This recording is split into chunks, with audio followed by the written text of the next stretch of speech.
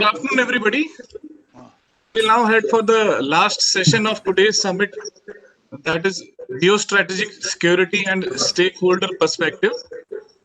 So to empower India's large fishing communities with appropriate technologies, wherein their role as crucial watchdogs for geostrategic security must become a key area of focus for policymakers. It is critical for India to have a robust tracking system for all fishing vessels.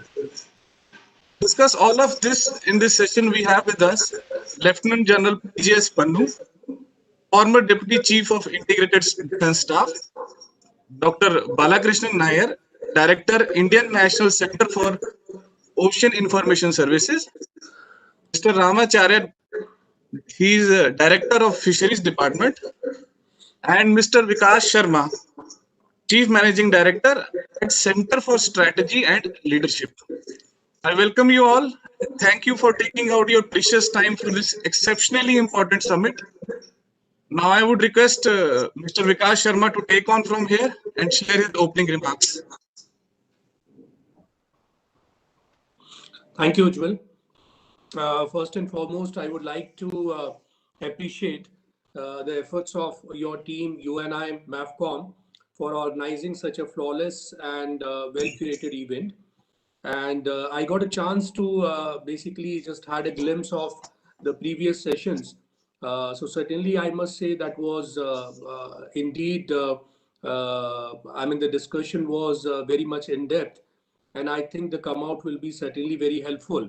So when we talk about the fisheries sector specifically, I think the today's topic is that we are discussing around the fisheries industry, be it global, be it India, and what will be the way about the futuristic thing about the fisheries industry. So I must say that the government of India has set a tone. The Modi government has taken a transformational step by inducting a specific dedicated ministry for the fisheries sector just an year back. So that shows the the will and the vision of government of India, that now there will be no hurdle and there will be a specific effort and the collaborated effort for forming the policies for the fisheries sector. And I mean, this is not the end, like having a ministry setting up the tone, but they have gone the next way ahead. And recently, just a couple of months back, the people of India noticed a revolutionary step by the Modi government, that they have come up with a budget of more than 20,000 crores for the fisheries sectors under the Pradhan Mantri Matsya Sampada Yojana.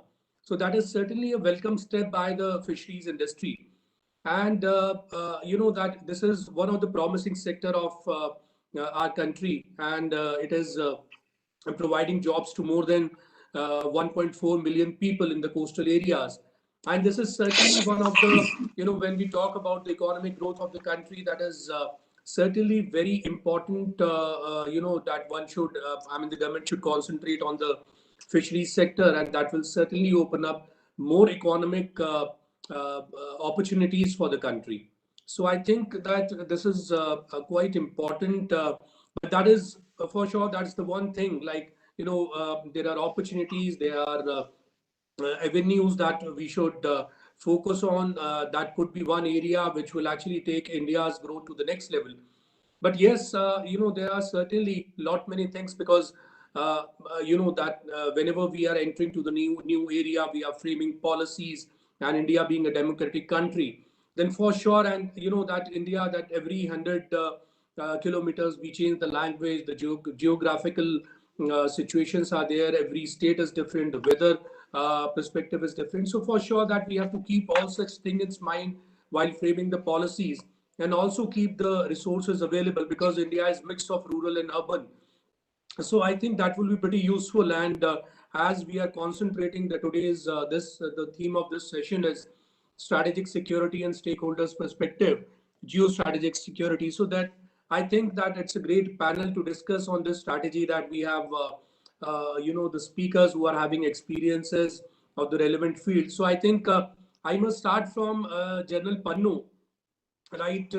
Because General Pannu, when we talk about geostrategic security, that is because you have a great experience like of decades working with the Indian Army. So what you think, like, because now I think this area, this sector government is opening up, and this is not, when we talk about security, I think from ages we are concentrating the sector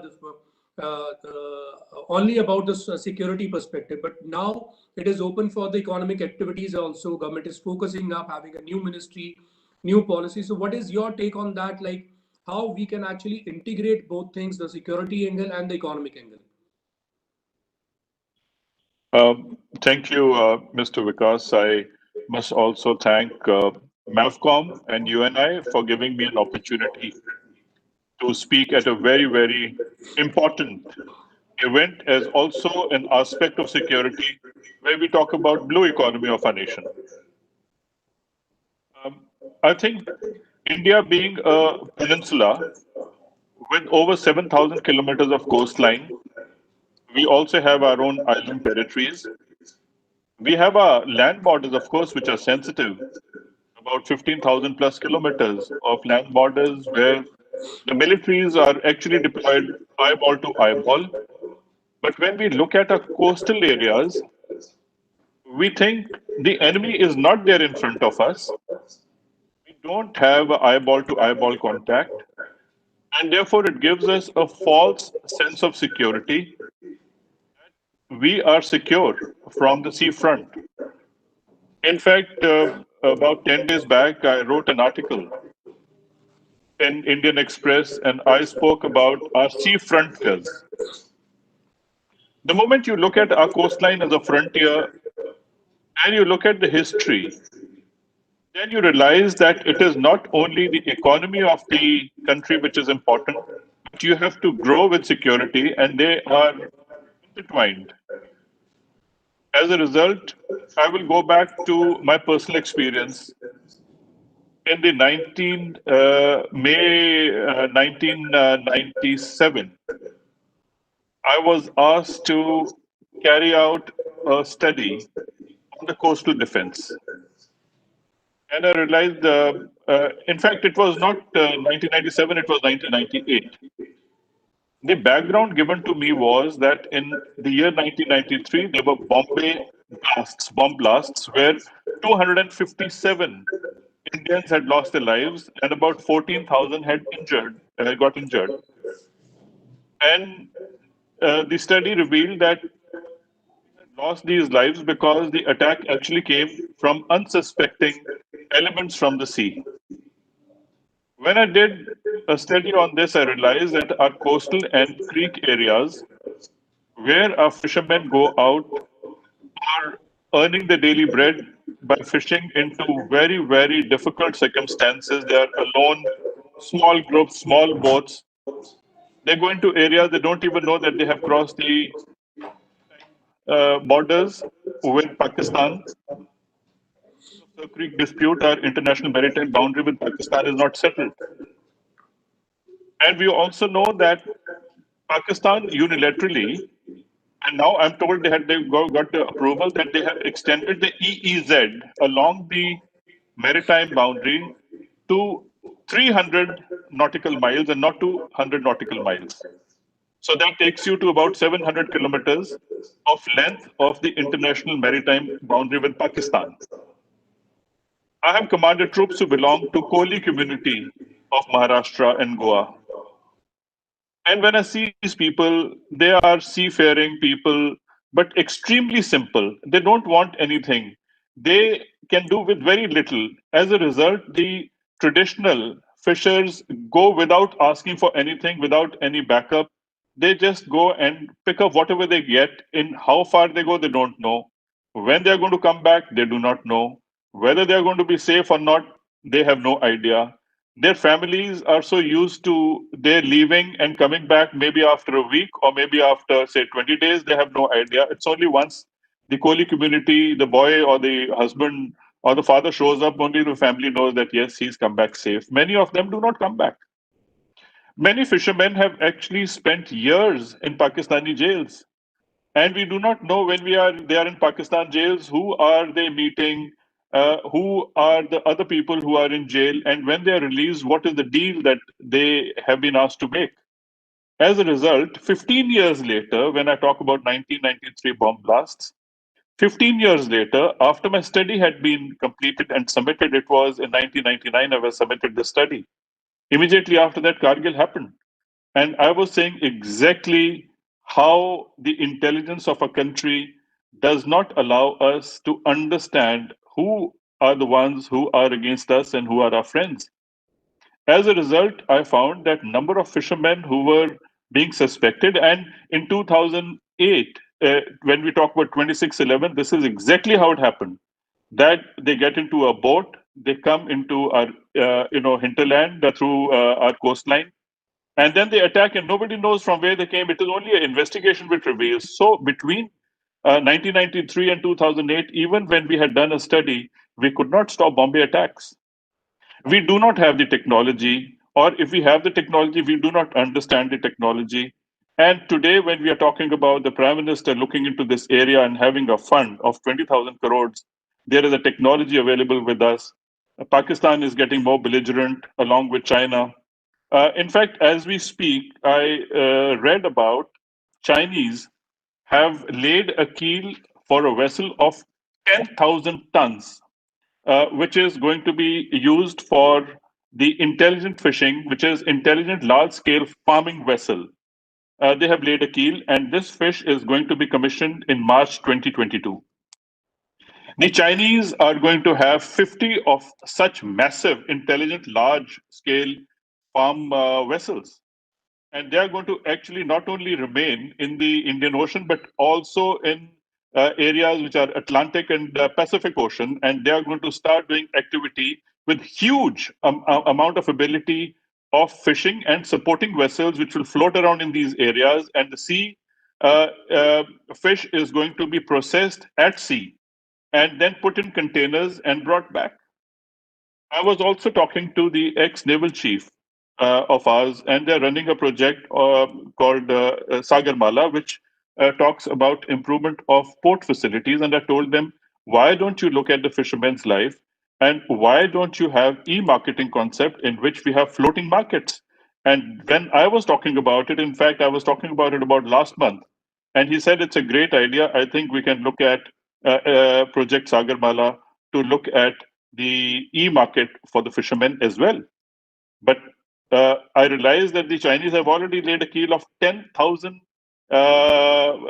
tons of at sea as a sea fishing market. So what we talk about is that at national waters we have a problem. We cannot extend our reach beyond EEZ because we are not connected. Our fishermen are not secure. They do not know where the maritime boundaries lie.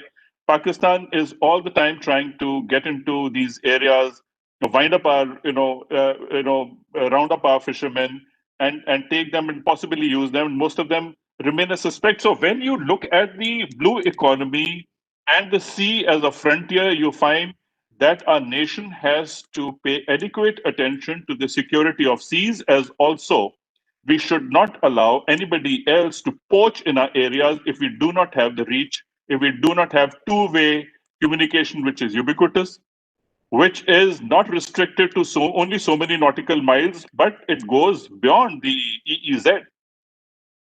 The Indian Navy has got the IMAC Center, which gives you the situational awareness in the maritime region. They also have got a fusion center in the IOR region where 21 countries are members of it. Post 2611, it was decided that we will have the AIS system put on fishing vessels which are more than 20 meters. But the Indian Navy has always been very worried that how do we look at 12 to 15,000 boats which float around in that area and they have no idea where they are, and fishermen themselves do not feel connected with the mainstream people of India, because if you look at the condition of fishermen, they have their own society, they have their own cooperatives, they do not mix around or intermingle with people here and there. They feel that they are neglected.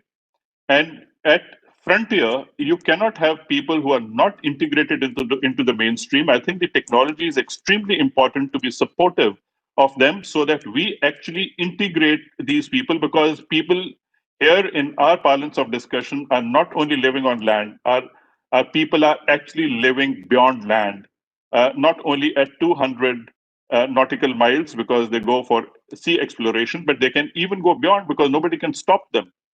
But our blue economy is poor because in blue economy, we have only traditional fishermen who are floating around in that area. We do not either impart education or provide adequate safety arrangements through technology so that other youngsters get attracted to contribute to blue economy. The moment we modernize, you will find industry looking at oceans as new industrial area of growth where they will contribute to blue economy in a different manner altogether. When you study the movement of ocean currents, the fish also moves through the cold front and the warm front. The senses have to come in a big way to give a sense of the cold and the warm front, because certain fish which they catch, which the Chinese are looking at, are to be sold at such high costs because of the sensors would detect where a particular kind of fish would be found at the temperatures and how the currents are moving, the warm currents and the cold currents. The best connectivity is that you give them adequate information and you make sure that safety of life at sea, which is also called the SOLAS, is actually giving that kind of a confidence. The SOLAS regulations actually require the AIS to be fitted in all ships and all boats. The ship has to talk to a ship and a boat has to talk to a boat, and each ship has to talk to the shore. So there has to be a network of connectivity between the boats, between the ships, between the shore and the ship, between the market, which is either afloat or on the surface or on ground, or when the fisherman is actually catching the fish, he should know that is he fishing the cold or is he fishing the warm current fish, because that will give him an indication of where it is going to be sold in the international market. The containerization has to be done, and containerization has to be done in a maybe floating markets, a particular temperature, and it has to be sealed in a manner that a container which is there on such a large vessel is then moved to another vessel and straight away goes onto a vehicle where the difference between timing between the bait and plate is reduced to a point. It gets better cost and there is no wastage. Then you talk about the health sector. I think today somebody was talking about the health sector. You do not know what harm the fish or injected fish that the Chinese possibly would actually start looking around and start manipulating with the biological, manipulation as they're good at. I think we need to look at those sensors which are available to us, which would make sure that the fish is not only the right fish, brought to the right place at the right time, and shipped to the right people, cost at which the fishermen would understand makes the fishing a very profitable business. And for the Indian establishment, all the fishermen have to be well integrated into the mainstream through technology. I spent a lot of time not only studying this, but also with the Indian Navy. And in fact, I was there when the defense minister inaugurated the IFC in the IOR, that is the fusion center. And this fusion center is actually of the countries where whatever vessels, whether they are fishing or they are the commercial ships or warships, of course, is very difficult to identify because they don't are mandated. They don't have the mandated AIS system, and they have their own way of recognizing these ship signatures. But you have to have a two-way, immediate conversation, communication available to every fisherman, big or small, at the ocean, because if he sees something, he cannot communicate back at home. He cannot be part of the system because he will know that only he is being looked at. You see, one-way communication brings so much of discouragement to a fisherman that only I am being looked at. But when he needs something, suppose his diesel is running out, in the boat, he's fallen sick or there is an accident, he cannot communicate back. Any one-way sensor becomes a detriment for a fisherman to have, because for the simple reason they know that somebody else is using for somebody else's purpose. It doesn't help me any which way. They're not going to use it. They're going to switch it off. The moment it is two-way, he knows I can communicate with my family. I can also intimate somebody in the e-market what I'm carrying with me and when I'm reaching the shore so that it is already sold. He knows that if there is a distress, then he can actually press the distress button and somebody from the Coast Guard, Indian Navy, or a passing by vessel would come and help out. He has to be integrated into a system. So as a result, what is happening is that the IFC has decided, and it is going to be part of the NDMA, which is going into the disaster relief for all the fishermen in the marine domain. And once this kind of integration comes about, you will realize that you have to be ubiquitous, you cannot have latency, and you cannot have outages. You have to be connected with them all the time. As a result, the seafaring countries such as India, when it calls its oceans as a frontier, you would find that areas where you have your own eyes and ears and they can give you a warning of what is coming on to you. Uh, the Indian Navy, the Coast Guard, uh, people in the hinterland, in the coastal areas would get alerted. And also, it will support the fishing, community a great interest for the simple reason that they would be trusted, that they are your own men and they are the ones who are operating in large areas. And imagine with this kind of a confidence, if they go beyond the EEZ, it means they will have more sustenance because they are more trustworthy, they're more connected. You don't have to restrict. You see, fishing is not restricted to the EEZ. It is only that you're preventing anybody else to come to explore in your EEZ, but you can go 300, 400, 500 nautical miles, as Pakistan, as I told you, has extended the EEZ because the way they calculate the continental shelf, the silting of the Indus basin is such that the basin has got extended and they have gone and got it approved from the international maritime community. So as a result, when you look at the overall dynamics, the international waters are navigable waters for anybody else. International waters are very, very close to our coastline, which is 12 nautical miles. In a typical case, as I was talking about security, anybody, a vessel which is detrimental to Indian interests can be actually stationed at 13 nautical miles, and you can do very little about it if it is not exploring the economy in the ocean. And then he will whistle up the smaller boats, which are lesser than 20 meters.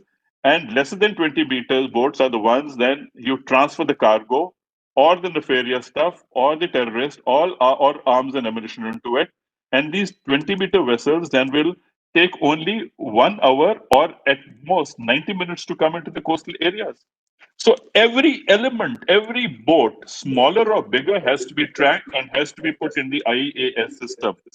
As a result, we will have confidence on each other and we will have great impact on maybe a floating market, increase the sustainability, and make sure that we get the fresh and most healthy fish to consume. And we will have more number of youth joining the mechanized and the digitized and the technology world in the fishing community. I Thank you, can answer the gentlemen. questions in case there are. Thank you very much. Thank you. I must come back to you because you have raised so many things, like about the security things and what we experience, and also the health part. So I must come back to you. So now, Dr. Balakrishnan. Thank you, Vikas, and I thank Mobcom Group as well as UNI for inviting me for this talk. So I have been working with the fishermen community as a marine scientist for last 20 years. So I will share some of my thoughts. Actually, it is not thoughts; it's a practical solutions that we are actually doing from the INCOIS, Indian National Center for Ocean Information Service, which is actually the mandate organization for giving all livelihood information, that is potential fishing zone and that kind of information, and the information for the disaster management authorities like a tsunami warning, high wave alert, cyclone warning, and the coral reef bleach alerts like that. So the information, the experience what I have, this marine fishing community, I think it's one of the most risky profession after the mining in the world. So the attitude of these people also little bit rough and tough. That is a reality.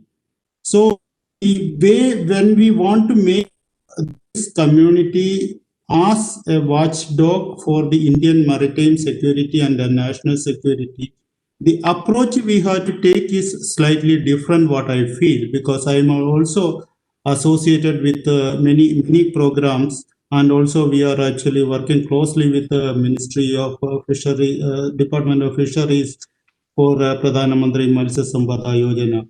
As you know, we have approaches we have to see, because first we have to empower the fishermen with the technologies. So what technologies, what they require in terms of technologies? When a fisherman go to sea, as the general was telling, I think it is earlier days, it was very difficult whether he'll come back or he'll die, because it was most the ocean is very dynamic and it is very problematic sometimes. So we should actually, when we want to empower them, we should see the two ways. One is actually the increasing the efficiency of fishing and the safe fishing. So increasing the efficiency of fishing, we India is giving only India is giving actually the potential fishing zone services, which is directly the fishermen go to the sea and can make a catch, then wandering here and there and losing their diesel. So this information, it is actually inquiry started its inception, but we need make popularize it more, and we want to do a lot of research so that the fishermen will go and fish the commercially important fish. So we have to do a lot of work in improving the species-wise catch of the fishermen. This has to be done using the numerical models and the soft computing techniques. Also, we need to give more information on the next season, how much is the catch will be there. This also one of the things we have to see, so that the fishermen and the fishery departments can manage the systems accordingly. So when they go for the fishing, the important is how the sea will be there. You know the Oki system, Oki cyclone, where almost 400 fishermen dead and many are missing. It was not landfall in Kerala or Tamil Nadu, but that was a death. It is actually, there was a death because of the information disaster. So the problem is that there was no two-way communication system or a one-way communication system beyond the mobile range to warn them. So safe fishing, once they say fishing, we should have a impact-based. For example, there is a different type of the vessels available for fishing. But you cannot have a kind of blanket stoppage of all the vessels going to the sea, telling that today is weather is bad, don't go to there. But there is a windows in the weather where some kind of boat can be gone. So we should have an impact-based warning system, where that is what the entire world is going on, and INCOIS and our sister organization IMD together is going for an impact-based warning system, so that a fisherman will be safe, and fishermen also get the time for fishing. For example, last financial year, almost 80 to 120 days of fishing days was gone because of bad weather. There is, as you know, there is already ban for fishing for 2 months. So almost together with that, almost 5 months are going in this situation. So there is a kind of a technology development to make an impact-based warning, so that some fishermen can go for fishing, some very small boat cannot go. This is one thing I want to stress here.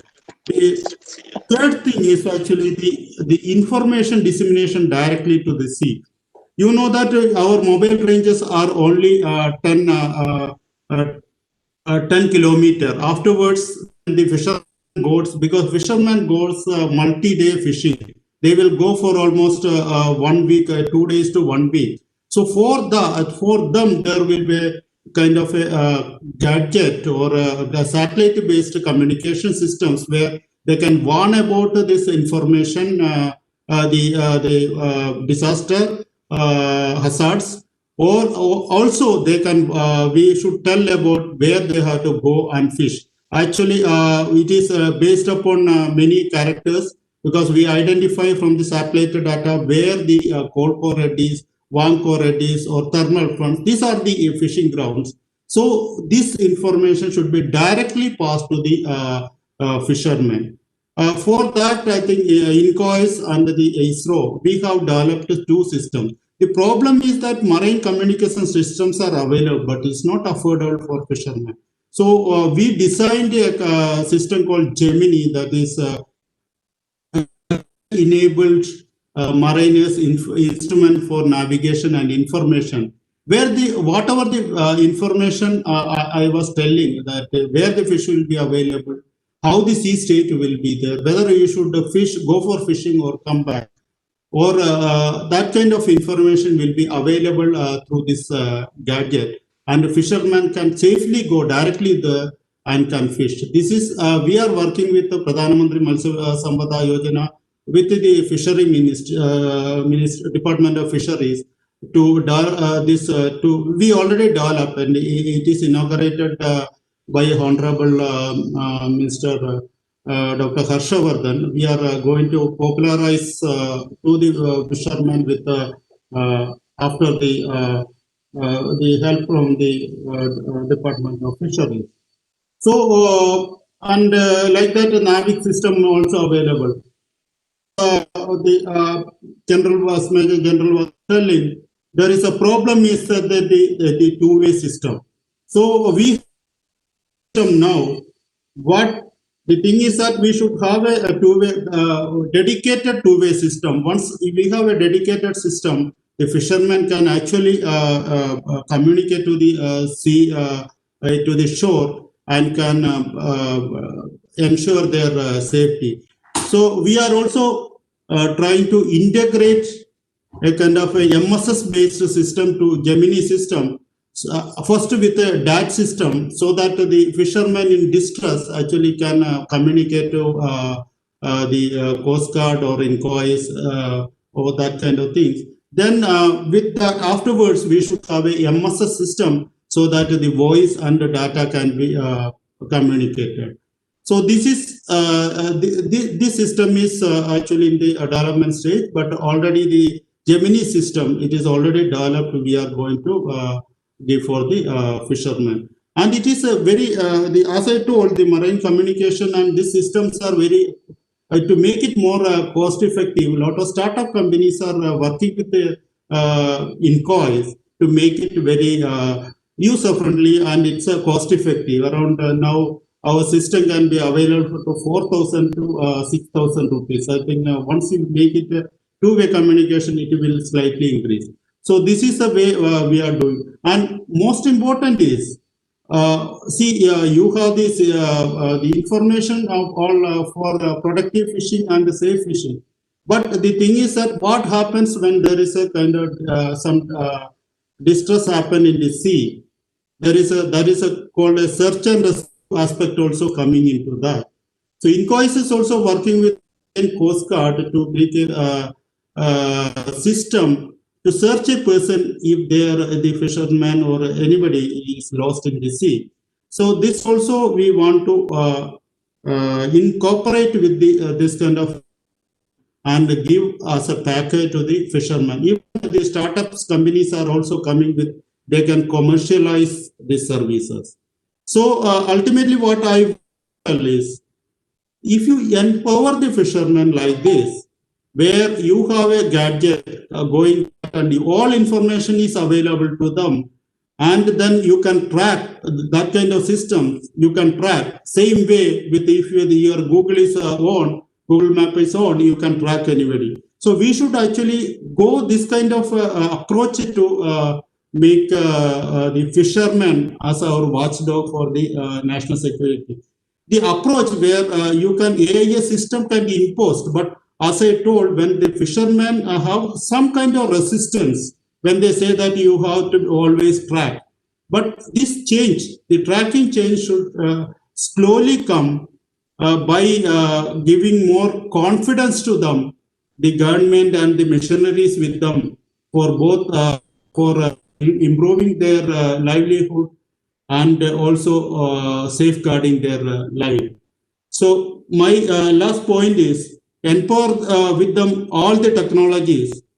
Definitely, we can. They will be our watchdog because they are the most sincere fellows and straightforward fellow community I have seen. Thank you very much. Thank you so much, Dr. Balakrishnan. I must appreciate the strategic approach that you have been taking for empowering and as well as increasing the livelihood of the fishermen. Now, I'll move on to Director of Fisheries from Karnataka.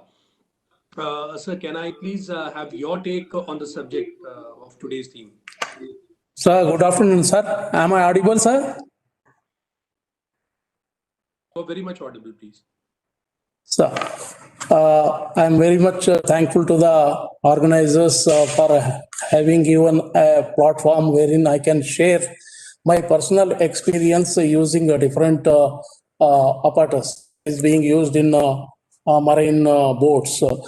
As far as Karnataka is concerned, we have 320 kilometers of coastline wherein 13,500 motorized and mechanized boats are operating. So, of course, we have a territorial water wherein motorized boats, majority of the motorized boats and traditional boats operate. Whereas a mechanized boat, they will go up to 200 nautical miles. So maybe horizontally, they go up to even Gujarat, and in southern side up to Kerala end also, even in Andaman also they go and fish. So our, especially our fishermen are very entrepreneurs. Of course, what is happening nowadays, see, majority earlier our local fishermen used to go for fishing. Nowadays, only after becoming these people richer and only some fishermen will accompany in the boat, wherein say if you go for trawlers, deep sea trawlers, some 10 to 12 people will be there.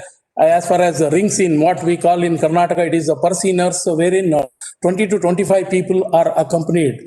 Wherein majority 80% of the fishermen come from the other states. Of course, as far as the security of the nation is concerned, actually in a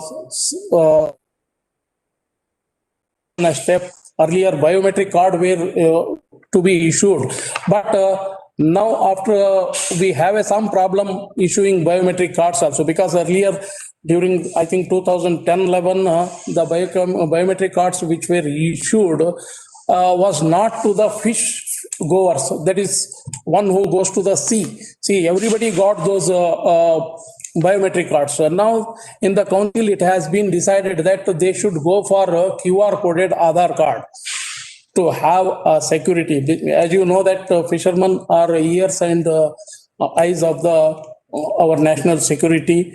So definitely we should have a two-way communication. As far as Karnataka is concerned, we have already notification has been issued. All motorized and mechanized boat should have two-way communication systems. So we have given a time up to 31st December of this year. So once I think now 50 mechanized boats have installed two-way communication. We are not specifying which company they should go for, but as far as the demonstration which was carried out by Karnataka, we could see that BSNL based Skylo, it has given a good result because we can track the vessel cleanly, and which gives even geofencing also, and moreover, resource can be identified. This will help our fishermen.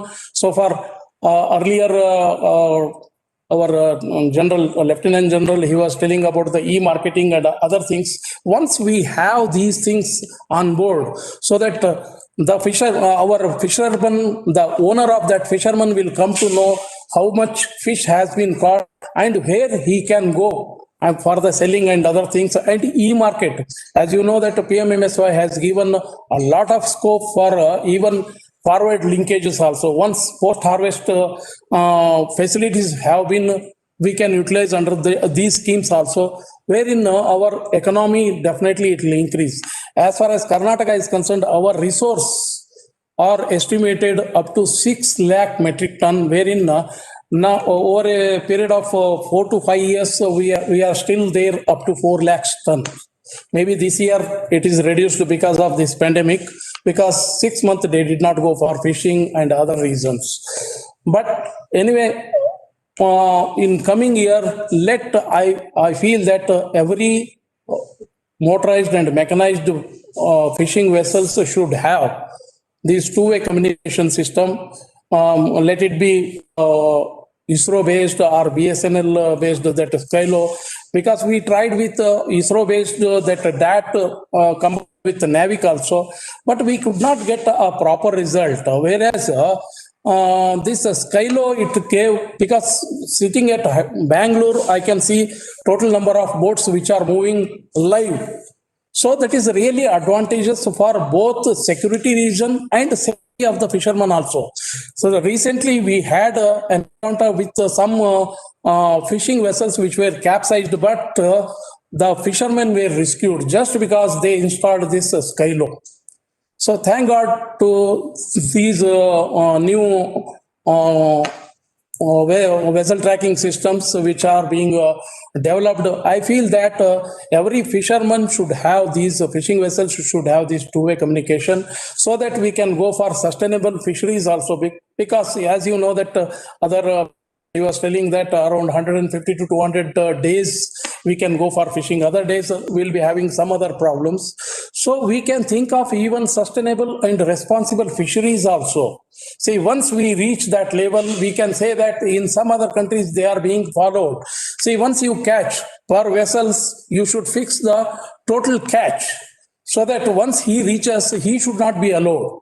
If you have tracking system, then only we can follow these things. So this, because we are a signatory for WTO also, as far as this IUU fishing, those things can be definitely, we can regulate these things once we have this technology. And of course, we can use other technology, inquires Dr. Balkrishnan was telling, so that we can find out the resources. Accordingly, we can go and for fishing. I think Karnataka is moving ahead with all these things. Maybe in the coming year, most probably by end of next year, hopefully all the fishing vessels will be having a two-way communication, which will help not only our fishermen, and it will help the security of the nation, which is at most we have to take it as a priority basis. So I feel we are bringing a lot of awareness to our fishermen, because as you know that there are chances that some fishermen, they indulge in illegal fishing also.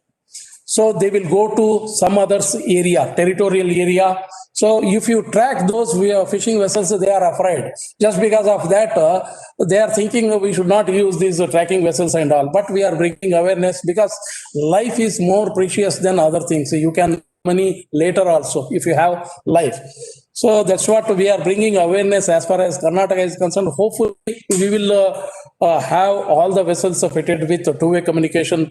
I'm not advocating any this thing, but whatever demonstration we carried out, I feel that BSNL Skylo has done much better than other fishing vessels. So other, even in one of the meeting which I attended at New Delhi, so even Indian Coast Guard, they were complaining about the AIS which was fitted was Chinese made. Even our security people went up to that vessel. Later, they were found out that it was Indian vessel. So, see, we should not have those things in high seas or anything. So, we should go for definitely responsible fisheries, and we should go for this regulate fishing, whatever resources we have, and it should be at an economical level also. So we can bring out these technology and get into our fishermen can be definitely socially and economically, they can be uplifted by using this. Thank you. This is my view from Karnataka. Thank you, sir. It is certainly very much useful inputs that you have shared. And as you said about the Skylo technology and how it helped the fishermen, that certainly I think we are in the era of technologies, and India being like it's becoming the technology leader of like across the globe, and we have become the second largest country that is generating the most number of startups in the world. So that is certainly, I think the time has come that we should like opt out to such technologies and such ideas and out of box things, which was eventually, help the people and the last man standing in the row. So I'll come back to you shortly, and I must now move to Mr. Ashok Upadhyay from UNI. I hope you are here, Mr. Upadhyay. You can hear me? I, uh, yeah. Can you hear me, Mr. Upadhyay? Yeah, I can hear you. Yeah. Okay. Can I please have your take on the theme, of today's session? Yes, it was a very knowledgeable session for me. And being a journalist, Jana, I would like to share few things that Jana, this Pradhan Mantri Matsya Sampada Yojana. It is really a very good opportunity for states. And the input, Jana, I have got it. From that, I can derive this thing. Key states has started taking benefits out of it. Now, there are so many aspects which was discussed, and it was based on that digital technology and the security aspects and the welfare of the fishermen. So that way, it is really very important, because the all fishermen, those who are involved, many of them are poor, and after going through the data, I found that more than 34% are women also. They are working on it. So government has started new things, and benefits has to be taken. And with the Pradhan Mantri Matsya Sampada Yojana, it is not now limited only to the coastal area. It is for the land area also. And our secretary, Dr. Rajiv Ranjan, he informed us how an ordinary person can get benefited out of it. And he informed us how wasteland can be converted into the wealth land. So it was really very good information to everyone. And we have more than 1,000 subscribers, and we are running the stories, and we will do the stories also. And whatever the input we have got, we would like to share with others also, our readers also. And I thanks to everyone, whosoever has participated, and especially in this session, Lieutenant General PJS Pannu and Dr. Balakrishnan Nair, Dr. Ramacharya, and Vikas. So now, Vikas, you take your call. Thank you so much, Mr. Padhyay, for your great words. So I just quickly move to Dr. Ramacharya. That Dr. Ramacharya, I was going through a case study. It is being shared by the government of Jharkhand, that they are doing the that for the fisheries sectors they have adopted a IoT based technology.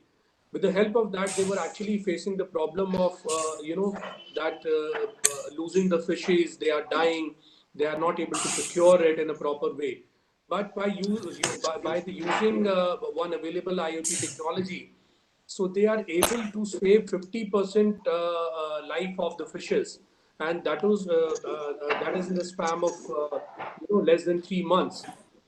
So, I mean, these are the case studies available, which is stating in that we are now it's live in front of us that yes, the use of IoT based technologies that would certainly help in making the fisheries sectors more advanced, more robust, and obviously beneficial for the people who are working in this sector. So, what is your take like?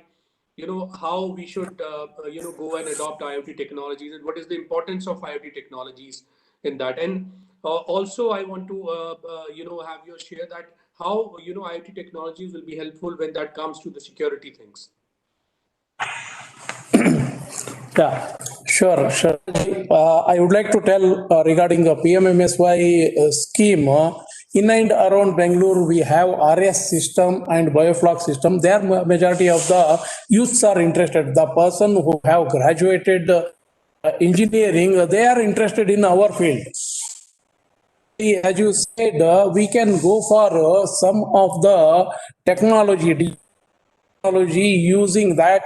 You can actually regulate the whatever congenial conditions are required for getting a maximum production. See, we have seen near Bangalore, we have Tumkur district, wherein in 12 a person he got the production of around 3 tons of tilapia.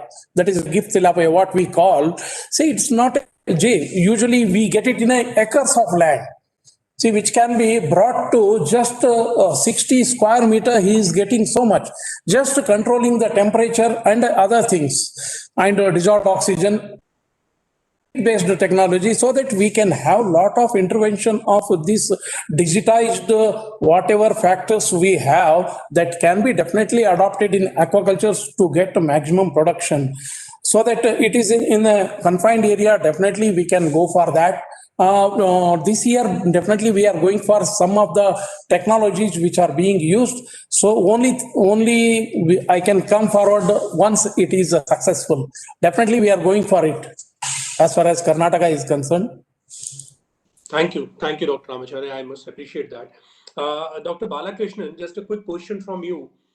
That Dr. Ramacharya was mentioning about how the technology, like he was mentioning about the technology of BSNL Skylo, how it is helping people, and the security thing also being addressed by that. So we are again, when we are talking about startups, so these are the startups which is actually creating a difference on the ground. So what are what are the government policies like, that if some startups want to enter in that domain and working on some technologies, so what is the support system that being provided by the government of India, and what are the policies, and if any such changes are required, so what is your take as a suggestion that for the industry, for the startup industries like this? Because there is two aspects for this. One is giving the information and other is disseminating the information. Inquiries is really on disseminate in both aspects. We have their role. One is generating the information what the fishermen want, like the potential fishing services where it will be available. So this technology we have developed, and it is only this information we are generating every day, and we are also disseminating many NGOs and many startups are coming actually, so that this information they can come and this information can be also incorporated some of the gadget they are developing. The same way we have the information for the safety of the fishermen, for the highway warnings, the tsunami warning. This information is also there, and we are providing this information whoever required, so that they can package it the way they require. They can make it in a vernacular language. They can make in the way the fisherman can understand. So this is actually we are working for the 10 years, and more startup companies and NGOs are coming to get this information. When the this is and when the communication, there is two things. One is the communication to the coastal area, other is a communication to the direct to sea. The communication to the coastal area, there is so many companies. They made small apps. Even our Prime Minister also mentioned once in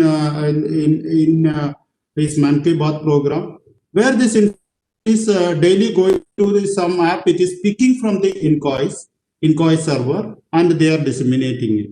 So this actually whatever they require, they tailor made for the fishermen in that area. For example, the fishermen of Kerala, they require some actually value-added information based upon this kind of information. So that we are giving, absolutely there is no issue. But the communication is concerned, the satellite communication is concerned, there is two aspects. One is actually we have two systems now. It is one is a NAVIC system and the Gagan satellite system. The Gagan satellite system, the short messenger service as well as the ICDs, inquiries only developed. So the startup companies are coming whether we can get this information so that they can make their own gadget. It is just like a GPS. Actually, now the thing is that all in our mobile phones, we have the GPS receivers. So if you get a Gagan receiver, we can get this broadcasted information. Then they can make their own app, or we can provide our own app, so that this information can go to the fishermen. So the what I was telling, 2-3 startup companies are approached us. They want a full package where we can give the information that is also tailor-made information for them, so that they can also track the fishermen. Even the boat owners also can track the information, but they also require the app what we have developed. So there is this ICDs what we developed, or the short messaging service we developed. There is a MOU between ISRO as well as the Airport Authority of India. It is freely available. It is freely available to all startup companies, so that this gadget, the received gadget, if we can get it, more companies will come to us. I think it will be more profitable, means more cost effective for the fishermen. And one more, the area where the startup companies can work on that is, now we have a small gadget like an Navico, Jagan, that instrument you see, but we can use this chip, the receiver, which is available in our mobile phone, the called chip, which is actually receiving the GPS signal. Even a Gagan signal also can receive. Actually, it requires a kind of a small, I think, mainframe software change. So this information can be received from all the mobile phone which have enabled this GPS, the Gagan receiver. So there is no need for the different gadget. So the mobile phone give you all information, and if we can actually put another chip for the two-way communication like MSS. It can also give that back the information to the our coastal area. So using two kind of navigation systems. One is one way by Gagan, other way by MSS or INSAT. We can I think get this all the information. So I think Thank you. Thank you. scope for the companies. Thank you. Thank you, Dr. Balakrishna. I must appreciate that. I'm quite positive that that we'll be aligning towards the vision of Honorable Prime Minister of Startup India, and that's what you are actually doing, providing platform to the leading startups for the country. Thank you so much. And quickly, Arjun, can I take one more question? Yes. I must move to Dr. Thank you so much. So my last question to Dr. from General Pannu. So though I really wanted to ask many things, keeping in mind the topics that General Pannu has touched upon, like about the health, about the e-market, about security thing and all. So quickly, General Pannu, if your take on this, because I really, because being an expert, being from the Indian Army and having extensive experiences of, coastal related issues, offshore related issues. So what is your intake? How, with the help of IoT technologies, we can actually, one, address the security issues, and secondly, about, how we can actually, it will be useful for the economic growth of the fishermen as well.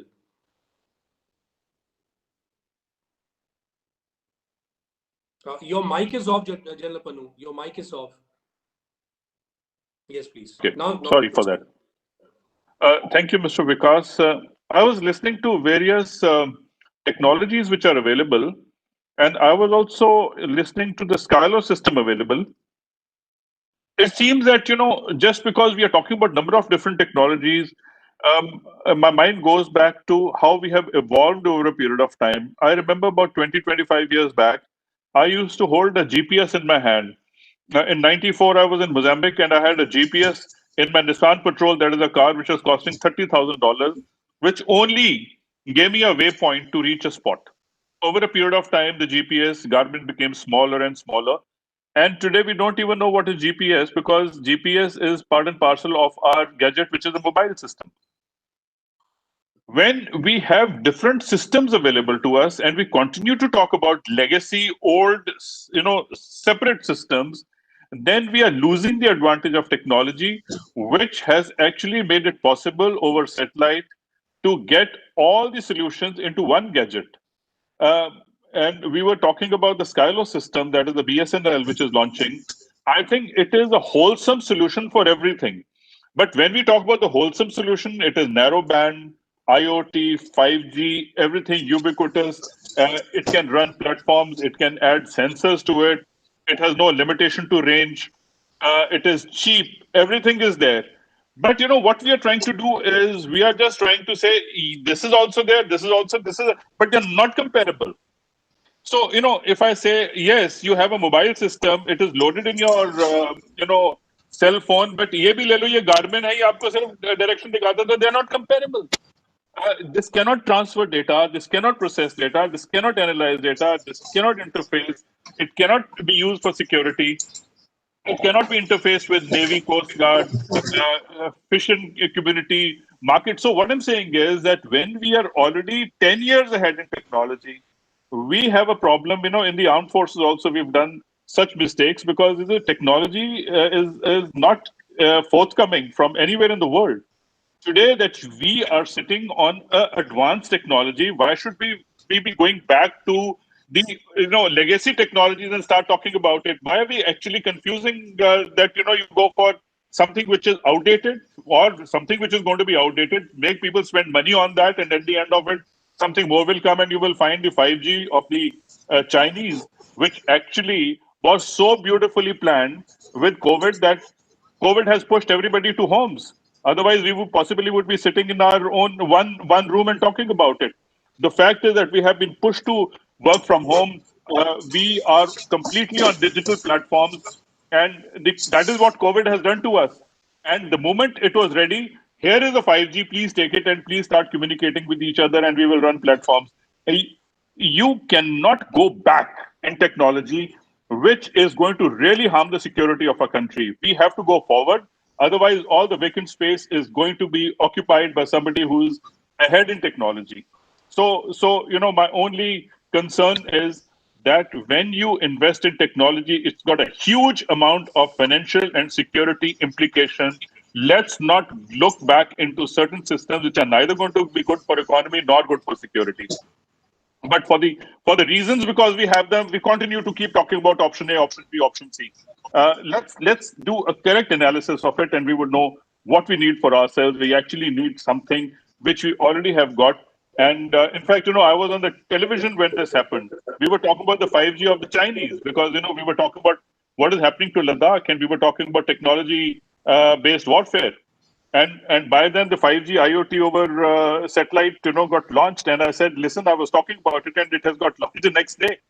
So this is a wholesome solution, and in wholesome solution, if we start breaking it into only to make it look good, that we have number of other options, I think we could be going wrong. We can have a considered discussion on that, even at later stage. I'm sure people are wise enough to understand what is good for them.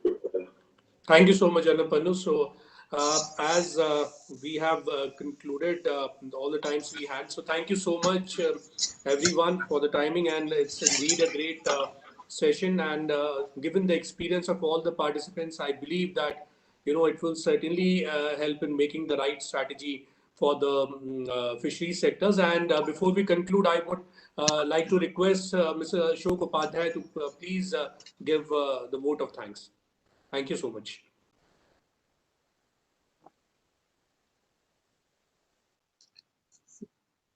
Sir, you have to unmute yourself, sir.